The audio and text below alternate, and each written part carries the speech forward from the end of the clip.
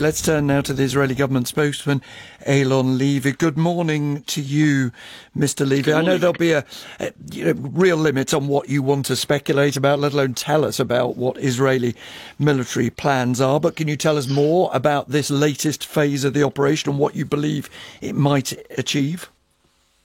Israel has now moved into the second stage, expanding ground operations as part of our campaign to destroy Hamas in response to the war that it declared on us on October 7th with the horrific massacre of over 1,400 people, a war that has since continued with over 8,000 rockets fired at our cities. Israeli society really is united at the moment around an understanding that we simply cannot exist as a country, as a people, with this ISIS-like jihadi enclave on our borders that can invade us at will, abduct our children, behead our parents, burn whole families alive, rape our girls. That is a reality we can no longer tolerate. And so this is only just the beginning. The days ahead are going to be long. They're going to be hard. We wish we weren't in this situation. We really, for many years, tried to avoid getting into this situation of a large ground offensive in the Gaza Strip. But the October 7th massacre has left us no choice. That we is will clear. Proceed to destroy Hamas in Gaza.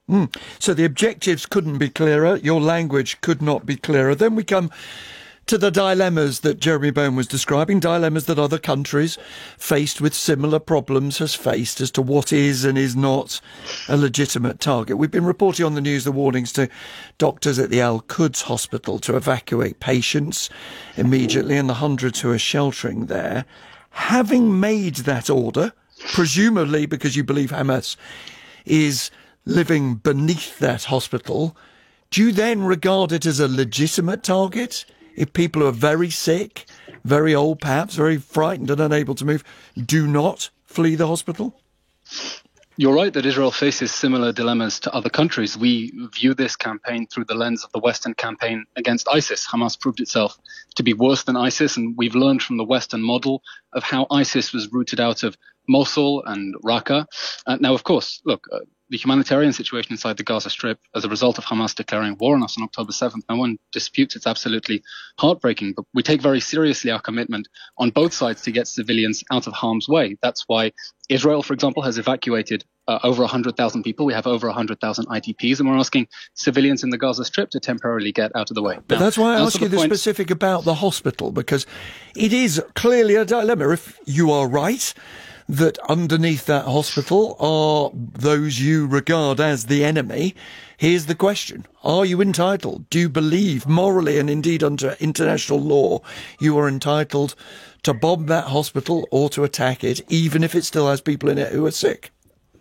I don't want to get into a moral argument, but I will definitely state the position of international law. If we refer to the first additional protocol of the Geneva Conventions, Article 12.4 is very clear that under no circumstances shall medical units be used in an attempt to shield military objectives from attack. The fact that Hamas has placed its main command center underneath the Shifa hospital, knowing that Israel does not want to hurt civilians, knowing that Israel will do everything it can not to hurt civilians, is a war crime. Now, Article 13 of the first additional protocol, generally accepted as a reflection of customary international law as it applies to international armed conflict, says that the protection to which civilian medical units are entitled may cease if they are used to commit acts of war. In certain circumstances, civilian infrastructure, if sufficient warning has been given to evacuate, may become, under international law, military targets if they are used to continue with acts of war. So, obviously we're urging civilians to get out of harm's way. We know that it's difficult, but, Israel also has 100,000 IDPs, including very many sick people. Just to be clear, that means internally displaced people, for people who say, but I want to be clear, because you've very powerfully described what happened on the 7th of October. For some people, waking up this morning with young children, maybe too powerfully. And if you'll forgive me, I'll urge you not to repeat too much of the detail. But I know why you do it. You do it because it's horrific. Equally, you will know people are looking at horror in Gaza. The very young, the very old, the sick, who are dying, are being maimed, whose lives are being destroyed. And they'll say, is the goal that you've set out, is the goal so significant that you have to harden your heart to those scenes? Nick, on October 7th, the Israeli people suffered an act of genocide. Hamas burned whole families so brutally in their homes that you've asked me to spare your listeners the graphic details, but they were literally burned to a coal. Our objective in this campaign is to eliminate the threat that jihadists on our borders can invade at will and literally burn our people to a cinder. Now, that means there are going to be difficult situations inside the Gaza Strip. That is the nature of war, and it is tragic. But this is not a war that Israel started. It's not a war that we wanted. But I think it's not a war we even expected. I just don't want to put words into your... and we have to win it. I don't want to put words in your mouth, but I also don't want to waste our listeners' time. I think you're being clear, Mr. Levy, which if, and you're not saying it's the case yet, but if it were the case that the Israeli military believed the hospital was being used to attack Israeli civilians or indeed your own troops, then it would be a legitimate target. If that is a fair summary, I'll move on to the question of humanitarian aid. I'm not going to speculate, and I don't want to give the impression that I'm speculating, but it's important to be clear on the finer points of international law. I know that's very important, of course, to British listeners. And you've done that, and I only move that on because there is another important question to ask you this morning, which is about humanitarian aid. You heard there UNRWA, and I know Israel's no great admirer of the UN Agency for Palestinian Refugees, but Israeli agencies working to help Palestinians have said the same thing, that there is a lack of food in Gaza because there is a lack of truck deliveries. Even yesterday, a record number coming in since this latest phase of the conflict began was less than a tenth of the normal daily number. Are you finally going to allow more aid, food, water, and yes, even fuel to come in? Israel wants to see all the humanitarian aid that the people of Gaza need reach them, and we want to see it reach them through the Rafah border crossing with Egypt. That is the correct avenue. We have one condition, that not be used by Hamas in order to rearm. By the way, UNRWA on the 16th of October admitted in a tweet that Hamas had stolen fuel from its stockpiles. It was quickly forced to delete that tweet under pressure. But we know that Hamas has stockpiled fuel. We know that Hamas has 500,000 litres of fuel. Hamas, the government of the Gaza Strip, I've run a back-of-the-envelope calculation, has enough fuel to circumnavigate the globe in a Boeing 747. So we want to get humanitarian aid to the people of Gaza. We're working with international partners to explore other options as well. But under international law, we cannot allow it.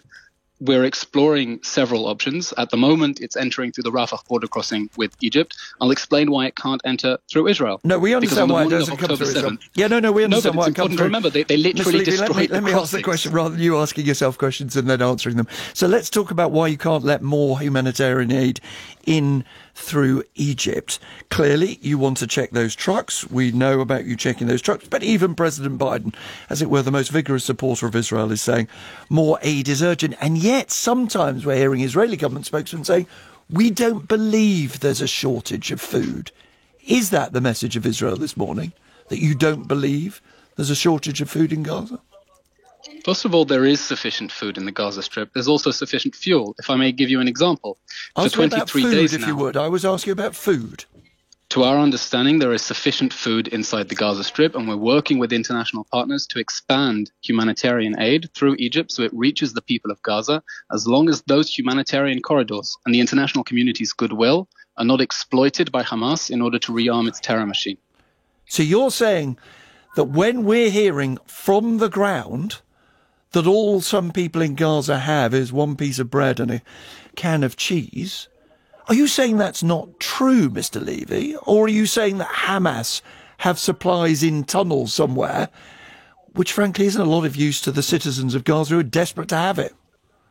We're saying that when you take information from UNRWA, an organization that just 2 weeks ago admitted that Hamas stole its fuel and then was forced to delete it, an organization whose workers' union is controlled by Hamas, the same terror organization that perpetrated the October 7th massacre, that has to be taken with more than a pinch of salt. We believe there is adequate food. Which is why I quoted Israeli humanitarian organizations who've said the same thing. And we are working with international partners because we want humanitarian aid to reach the people of Gaza. This is our war against Hamas, not against the people of Gaza. Understood. Let me end by asking you something about you, if you'll forgive me. You were born in Britain. You were educated here in Britain. You led the Union of Jewish Students here in the UK. Not quite, but yes. OK, you were a prominent figure. If that was the wrong description, I apologise. As you see the scenes now in Britain, as you see the tens of thousands on the streets campaigning for, and I quote, a free Palestine, what does it make you think? The scenes, the pro-jihad protests in London have been very difficult to watch. We're seeing people chant Intifada, Intifada. Now, let me remind you what that was.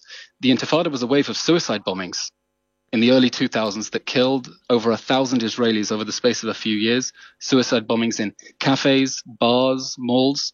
And when we hear people saying globalize the Intifada, well, Britain already had a taste of what globalize the Intifada means. It was the attacks in July 2005. It was the Manchester Arena bombing. That's what globalized the Intifada means. And just yesterday, we saw scenes in Dagestan in Russia of a mob trying to hunt down Jews who were supposedly on a plane in order to kill them. So the expansion of anti-Semitic violence and calls for the death of Jews, the cries of Intifada are truly horrifying. And I do hope that the authorities are able to get a grip, because I know, speaking to friends and family in the UK, they're very worried, and none of them feel safe entering central London during one of these protests, not at all. Elon Levy, spokesman for the Israeli government, thank you very much indeed. 26 minutes past.